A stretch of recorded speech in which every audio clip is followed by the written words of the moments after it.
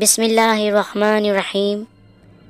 شروع اللہ پاک کے نام سے جو بڑا مہربان اور نہایت رحم کرنے والا ہے۔ سب تعریفیں ہمارے رب کے لیے ہے، وہ ہمیشہ سے ہے اور ہمیشہ رہے گا۔ میرے معزز دوستوں اور پیارے پیارے بچوں، السلام علیکم۔ آج کا ہمارا عنوان ہے انبیاء کرام۔ قرآن پاک میں بیان شدہ واقعات اور قصص میں سب سے بڑا قصہ حضرت موسیٰ علیہ السلام کا ہے۔ حضرت موسیٰ علیہ السلام اللہ پاک کے برگزیدہ نبی اور رسول ہے۔ حضرت موسیٰ علیہ السلام کا قصہ قرآن پاک میں 73 سورتوں میں جاں بجاں پھیلا ہوا ہے۔ 73 سورتوں میں پھیلے ہوئے قصے کو یکجا کرنا آسان کام نہیں۔ ایسے واقعات جزیات کو قرآن و حدیث کی چھلنی سے گزارنا انتہائی ضروری ہے۔ ہماری کوشش ہے قصہ مختصر، صحیح خلاصے اور آسان الفاظ میں سنایا جائے۔ حضرت موسیٰ علیہ السلام اور ظالم بادشاہ فرعون۔ سورۃ القصص آیت نمبر 1 سے 3 میں اللہ پاک فرماتا ہے طاسین میم، یہ روشن کتاب کی آیت ہے۔ ہم آپ کے سامنے موسیٰ اور فرعون کا صحیح واقعہ بیان فرماتے ہیں، ان لوگوں کے لیے جو ایمان رکھتے ہیں۔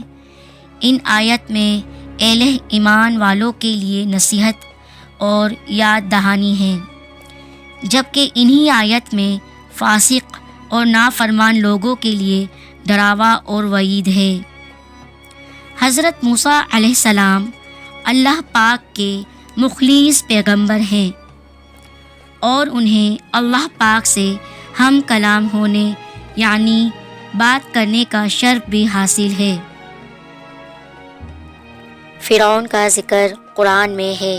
قرآن پاک میں اللہ پاک فرماتا ہے سورۃ القصص آیت نمبر 4، یقیناً فرعون نے زمین میں سرکشی کر رکھی تھی اور وہاں کے لوگوں کو گروہ گروہ بنا رکھا تھا، اور ان میں سے ایک فرقے کو کمزور کر رکھا تھا، اور ان کے لڑکوں کو تو ذبح کر ڈالتا تھا اور ان کی لڑکیوں کو زندہ چھوڑ دیتا تھا۔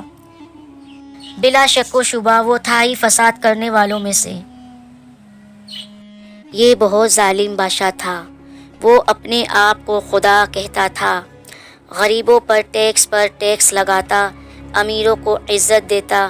فرعون بنی اسرائیل پر بہت ظلم کرتا تھا، ان سے محنت و مشقت کراتا، پتھروں کی چٹانیں کٹواتا، چٹانیں کاٹ کاٹ کر اور دھوتے دھوتے ان کی کمریں گردنیں زخمی ہو گئی تھیں۔ پھر اللہ پاک نے حضرت موسیٰ علیہ السلام کو بنی اسرائیل میں نبی بنا کر بھیجا۔ فرعون پہلے ہی خواب دیکھ چکا تھا کہ بنی اسرائیل میں ایک لڑکا پیدا ہوگا۔ فرعون کے زمانے میں بنی اسرائیل سب سے حقیر اور کم درجہ قوم تھی۔ فرعون نے انہیں ہر درجے ذلیل بے عزت بنا رکھا تھا، سبھی کو معاشرے میں نچلے طبقے میں شمار کر رکھا تھا، جبکہ یہی لوگ مصر میں شاہانہ زندگی گزارا کرتے تھے۔ فرعون نے اعلان کر رکھا تھا کہ بنی اسرائیل سب کے سب غلام ہیں۔ مصر کے لوگ اعلیٰ درجے کے لوگ سمجھے جاتے تھے۔ فرعون نے بنی اسرائیل کو غلام بنا رکھا تھا اور انہیں ہر طرح سے کمزور کر رکھا تھا۔ بنی اسرائیل اس ذلت سے نجات پانا چاہتے تھے۔ وجہ یہ تھی کہ انہیں ایک بشارت ملی ہوئی تھی۔ اس کے مطابق ان کا نظریہ تھا فرعون کے گھر سے ایک بچہ نکلے گا جو انہیں نجات دلائے گا، اور یہ بھی بیان کیا جاتا ہے کہ انہیں یہ بشارت یوں ملی تھی کہ خود فرعون نے خواب دیکھا تھا کہ بیت المقدس سے آگ نکل کر مصر تک بڑھتی چلی جا رہی ہے۔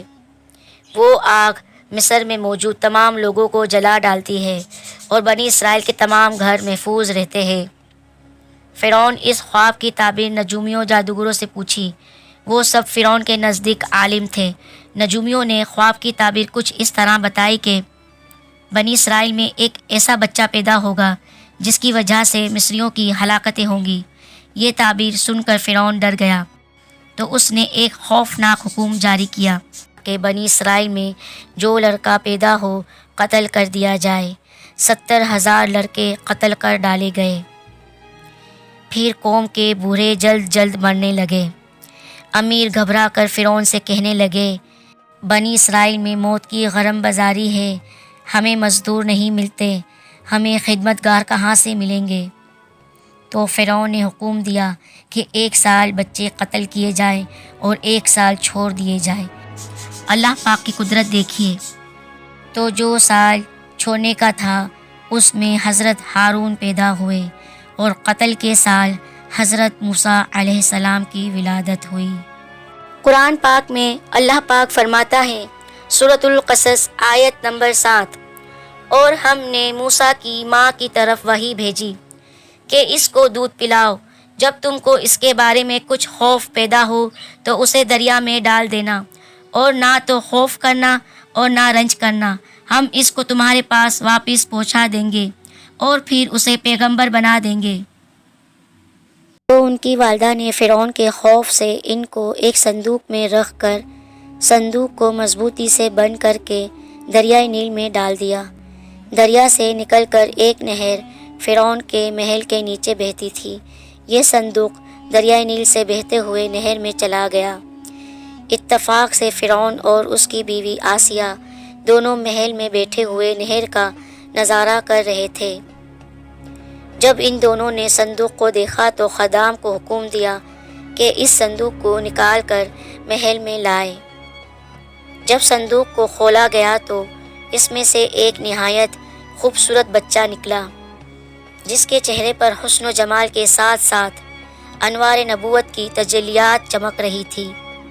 فرعون اور آسیہ دونوں اس بچے کو دیکھ کر دل و جاں سے اس پر قربان ہونے لگے، اور آسیہ نے فرعون سے کہا کہ قرآن پاک میں اللہ پاک فرماتا ہے، سورۃ القصص آیت نمبر 8، اور فرعون کی بیوی نے کہا، یہ میری اور تمہاری دونوں کی آنکھوں کی ٹھنڈک ہے، اس کو قتل نہ کرنا، شاید یہ ہمیں فائدہ پہنچائے یا ہم اسے بیٹا بنا لیں۔ اور وہ انجام سے بے خبر تھے۔ چونکہ ابھی حضرت موسیٰ علیہ السلام شیر خوار یعنی دودھ پیتے بچے تھے، اس لیے ان کو دودھ پلانے والی کسی عورت کی تلاش ہوئی، مگر آپ کسی عورت کا دودھ پیتے ہی نہیں تھے۔ ادھر حضرت موسیٰ علیہ السلام کی والدہ بے حد پریشان تھی کہ نہ معلوم میرا بچہ کہاں اور کس حال میں ہوگا۔ پریشان ہو کر انہوں نے حضرت موسیٰ علیہ السلام کی بہن مریم کو فرعون کے محل میں بھیجا۔ جب مریم نے یہ حال دیکھا کہ بچہ کسی عورت کا دودھ نہیں پیتا، تو انہوں نے فرعون سے کہا کہ میں ایک عورت کو لاتی ہوں، شاید کہ یہ اس کا دودھ پینے لگے۔ چنانچہ مریم حضرت موسیٰ علیہ السلام کی والدہ کو فرعون کے محل میں لے کر گئی، اور انہوں نے جیسے ہی جوش محبت میں سینے سے چمٹا کر دودھ پلایا تو آپ دودھ پینے لگے۔ اس طرح حضرت موسیٰ علیہ السلام کی والدہ کو ان کا بچھڑا ہوا لال مل گیا۔ اس واقعے کا تذکرہ قرآن مجید کے 20ویں پارے سورۃ القصص میں موجود ہے۔